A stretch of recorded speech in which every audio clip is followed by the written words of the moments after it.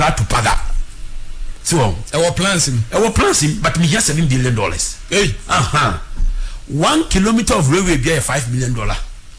$5 million US. 1 kilometer. 1 kilometer. Man for Diagro. 1 kilometer of railway lines is $5 million.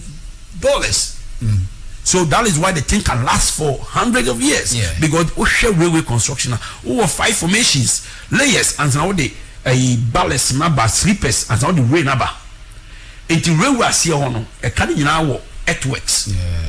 Enti also man for nyabotre and you for the western region Ukraine so far no by February the 8 kilometers abeka ho by July ending next year yes asande another 8 kilometers abeka ho 8 kilometers bia bema based on estimation make a no a kilometer is $5 million. How much are you looking at?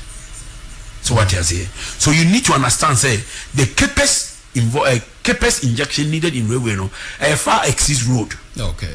Road you bet me the 1 year papa and 3 years now is not say.